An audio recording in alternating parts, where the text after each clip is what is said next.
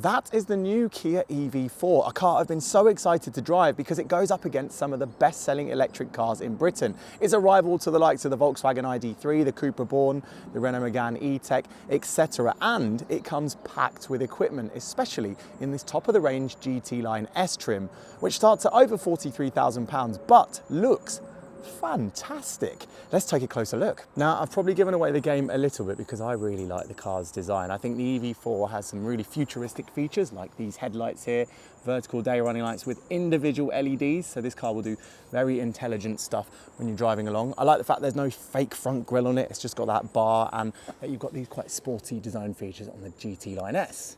I also like that they've done something different with the sides here. Look how straight the lines are across the car, and then you've got this almost boomerang shape here. It's really quite different, and look how clean and smooth the side of the car is. As you'll see, the door handles that are flush, they do of course pop out, there you go, but as they are when their car is off, they're nice and flush. As for the wheels, well, the GT Line S gets 19s. We'll see how that affects the ride, but in terms of design, they look smart, don't they? And at the rear of the EV4, I quite like the way this is sort of half hatchback, half estate. Look, that almost looks like a small estate, but it is definitely a hatchback because they also do a fastback version with a slightly more controversial design, but I like it.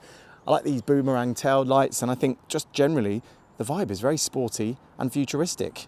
I'd say Kia's on a bit of a roll when it comes to design these days, and if you fancy one for yourself, you should get downloading the Cinch app, where you'll find plenty of handsome Kias and many other great looking motors, which you can even compare side by side using the built-in comparison tool. Now, the interior of the EV4 is going to look quite familiar even if you haven't seen the new EV4, because it looks like a lot of what Kia is doing in other models. But that's no bad thing because it means you've got quite a simple, very driver-friendly layout. It means it's just intuitive to use everything from the technology, which, by the way, is smartphone-like in its interaction. And while it doesn't look as swish as some other brands, it's just got these big, tactile, touch-sensitive buttons. So it just means it's easy to use on the go. Plus, you also do get some manual proper buttons for your climate control, which is handy, although the voice control tech is also very good. For example, hey Kia, turn the temperature up to 17 degrees.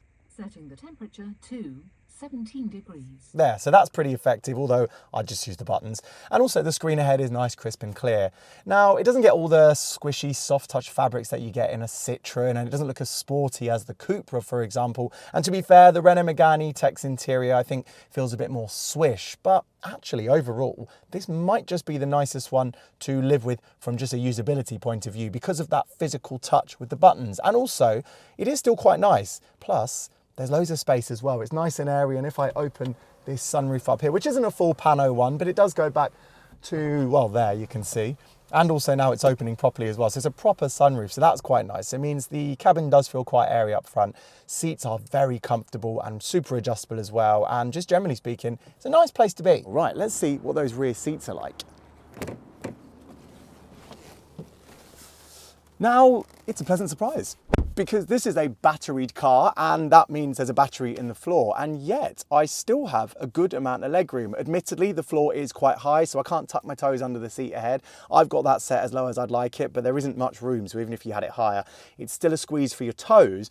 But in terms of knee and overall legroom, it's really good. And even with my cap on here, if I lean back, I'm not touching the top of the car. There's not tons of room, but I'm just under 6 foot, and I've still got that much space, even with my cap on. So it should be fine for most people. And dare I say it, because there's space in the middle, there's no foot tunnel. If I shift across to the middle, yeah, space is still pretty good. I'm only touching with the top of my cap here. If you're wondering, it's because I rode my motorbike here, so I've got very bad helmet hair.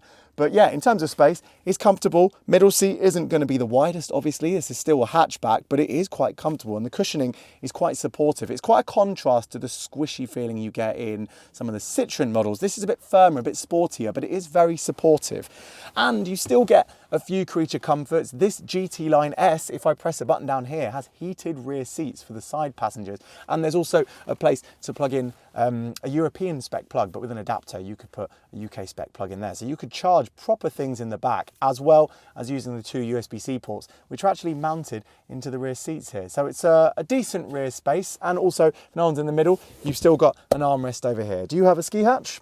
No, you don't. Just seen that. There's absolutely no way to do that. No ski hatch for you skiers, but for everyone else, it's quite nice in here. Now, if you thought the back seats were good, wait till you see the boot. Because it's not just a pleasant surprise, it is a fantastic class leader, or certainly right up at the sharp end. Because look, we have 435 litres of space, which if that doesn't mean anything to you, just know this is a really wide boot and it goes quite far back as well. Plus, this isn't common on EVs, but look, if I lift up the floor, there is some storage space and it goes all the way down into there as well, which is great. And in fact, this whole floor can be taken out should that be your preference. So in terms of space with the seats up, it's excellent. And of course, you can also lower the seats as well. And before you ask, no, there is no front boot or fruit or frunk. Fine. Now, before we hit the road, I should tell you about this car's charging, which, by the way, happens on the front right of the car. Here's the charging port. Now, with an 81.4 kilowatt-hour battery in this top spec car, we have a claimed 362 miles of range. But crucially, charging speed is also really good because it can charge with up to 350 kilowatts, meaning if you plug in one of those to that, well, then you will charge in about 31 minutes from 10 to 80%, which is pretty competitive. Ooh, it's actually quite quick, you know. Off the line, it feels pretty nippy. I'm not too surprised. We've got 201 horsepower, which back in the day would have been hot hatch stuff, and today it's just warm hatch. But still, it feels quick, effortless, and just super easy to drive because of that instantaneous hit of power. But no less important in an electric car is efficiency. And while this comes with some pretty big claims, I mean, that range I mentioned earlier, 362 miles, is achievable because this car's battery is quite efficient. It will achieve apparently 3.9 miles per kilowatt hour. And I see no reason to doubt that so far. And in fact, this car comes with a lot of efficiency improving tech. And in this price range, arguably it's got the most. So for example, it gets my favorite features for the driver to use, which are shift paddles on the back of the wheel. If you've seen them before, on an automatic car, they control the gears, but on an EV, well, they typically control the one pedal driving strength. So as I cruise along here, if I want the car to roll along, I click right on the paddle and therefore reduce the regen. If I come off the accelerator, we just roll along and the speed pretty much stays steady. But then if I want to slow down without using the brakes, I click down and now the car's slowing down a lot. Is it going to come to a complete stop? Let's see. Oh, this bodes very, very well. Yes, it comes to a complete stop. That is brilliant because it means in traffic, you wouldn't need to use the brakes apart from in emergencies. And not only does that reduce effort, but it also means you're improving efficiency because the energy is going back into the battery. But there's more because there's also what initially looked like a hill descent control, but this is definitely not an SUV. So when I click it, what it actually does is it turns on downhill brake mode, which effectively just fast tracks you to the highest level of one pedal driving. So it means if you're coasting down a hill that's quite steep, not only will you not have to use the brakes, which means you're not going to cook them, it's much safer, but it also means, again, you're more efficient. It's really smart stuff, really simple, but it works. The ride is actually pretty good as well. Do you know what? I would say even on these bigger wheels, it's comfortable, it's cushioned. I'm not noticing any of the cracks and ruts in the road, really. It's generally a very comfortable car. Although actually, I have to admit, I think the smaller wheels, which no doubt would be even more comfortable to ride on, I think they look even cooler because they look quite 80s. They look like a mid-80s sci-fi movie design. Let me know what you think, because I think with the brown paintwork as well, there's something quite cool about the entry car. But what's key, because most people are probably going to go for a higher spec car like this, is that you don't seem to get much of a compromise if you do have the bigger alloys. Ride, refinement, road noise is all very low. It's really comfortable and calm. I've got to give a shout out to the shortcut button on the steering wheel too, because if, like me, you hate the annoying bings and bongs you get these days on all cars, well, you can turn that button into a shortcut to the menu to switch them all off.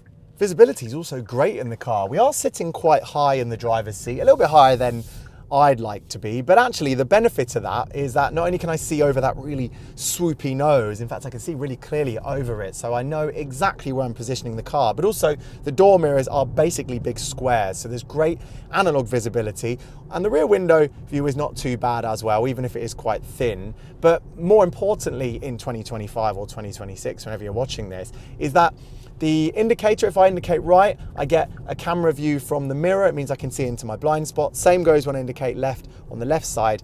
And even when I'm reversing, I've got really crisp, really sharp camera views, not only from in front and the back, but also an above view generated by the cameras around the car with a really high resolution setup. So it means it's very, very easy to position this not particularly tiny car, even in a small UK parking space. Okay, I need to do a U-turn. Let's see what the turning circle's like. Right, no one's coming.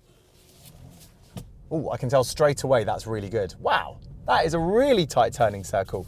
That's going to be very easy for urban drivers. It's so easy to drive this Kia, and of course going for a top spec car like this GT Line S means you do get a few extra goodies to help you along. I also love that you can change the drive mode by pressing a button on the steering wheel. How cool is that? It means I can get into sport mode and feel, yeah, the slightly more instantaneous acceleration.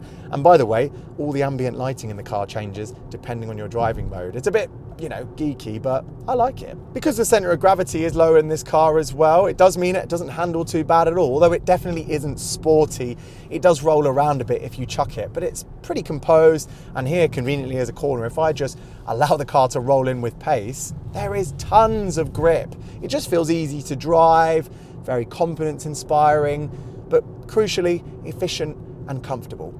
And before I conclude the video, I just want to show you the lower spec car, because look how cool and 80s it looks. I love those wheels, and I think with the brown design, it looks especially 80s. But anyway, overall, it doesn't matter what spec you go for. It's a very handsome new machine, this EV4. But of course, the GT Line S, the one I drove, well, that one definitely feels like the most appealing. Loads of tech, it's very comfortable, super easy to use, and super efficient as well. What is not to like? Oh, and I forgot, there's loads of space in the back as well. It's very practical indeed. So what do you think? Would you take this over, I don't know, the Cupra Born? The Cupra Born is definitely sportier, but I think this might be a little easier to live with. Either way, I hope you enjoyed the video, and feel free to leave a comment. Let me know what you think of it, and of course the car as well, and hopefully see you next time.